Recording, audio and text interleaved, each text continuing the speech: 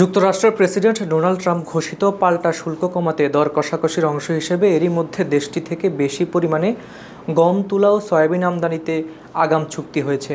এতেও ট্রাম্পের মন গলবে কিনা সংশয় রয়েছে। তাই এবার মার্কিন উড়োজাহাজ নির্মাতা কোম্পানি বোয়িং থেকে 25 উড়োজাহাজ কেনার প্রতিশ্রুতি দিয়েছে বাংলাদেশ।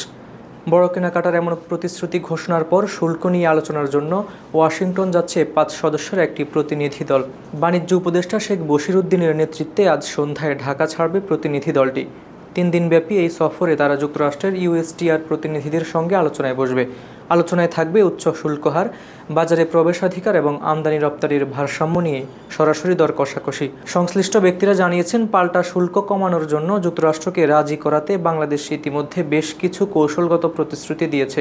এর মধ্যে রয়েছে যুক্তরাষ্ট্রের বোয়িং কোম্পানি থেকে 25টি বিমান কেনার অর্ডার, দেশটি থেকে প্রতি বছর 7 লাখ টন গম আমদানির চুক্তি এবং তুলা ও সয়াবিন আমদানি 3 গুণ বৃদ্ধির ঘোষণা করা হয়েছে। বর্তমানে যুক্তরাষ্ট্র থেকে $30 কোটি ভোজ্য তেল আমদানি করা হয়, সেটি বাড়িয়ে $100 কোটি উন্নীত করার প্রতিশ্রুতি দেওয়া হয়েছে। এ বিষয়ে বাণিজ্য সচিব মাহবুবুর রহমান বলেন, বাজারের বাস্তবতা মাথায় রেখে আমরা যুক্তরাষ্ট্রের সঙ্গে পারস্পরিক স্বার্থে আলোচনা করছি। এখন কিছু প্রতিশ্রুতি দেওয়ার পালা, যাতে পাল্টা শুল্কের চাপ কিছুটা কমানো যায়।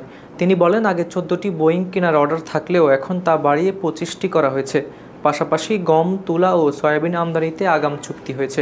এটি শুধু কূটনৈতিক সম্পর্ক নয়, সরবরাহ চেইন নিরাপদ রাখতে এবং বিকল্প বাজার গড়ে তুলতে এই সিদ্ধান্ত। এতে মার্কিন প্রশাসনের সঙ্গে আলোচনা সহজ হবে বলে আশা করছি। সরকারের পক্ষ থেকে জানানো হয়েছে, এই প্রতিশ্রুতি কোনো একতরফা নির্ভরতা বহিঃপ্রকাশ নয়, বরং ভবিষ্যতের প্রয়োজন অনুযায়ী অন্যান্য উৎস থেকেও আমদানির সুযোগ থাকবে। তবে এখন আলোচনার কেন্দ্রে রয়েছে মার্কিন শুল্ক হার কমানোর বিষয়টি, কারণ বর্তমান পরিস্থিতিতে 35% পর্যন্ত অতিরিক্ত শুল্ক দিয়ে বাজার ধরে রাখা প্রায় অসম্ভব হয়ে পড়েছে। বাণিজ্য সচিব বলেন, আমরা যুক্তরাষ্ট্রের দেওয়া প্রতিটি অনুচ্ছেদের জবাব দিয়েছি। এবার সময় এসেছে সরাসরি আলোচনার।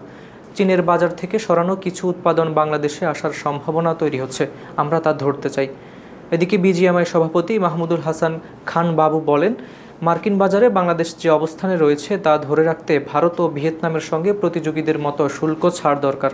তা না হলে এই বাজার হারানোর ঝুঁকি তৈরি হবে। মুকিতুর রহমান রিপোর্টে, হাবিবুর রহমান নিশান, খবর সংযোগ।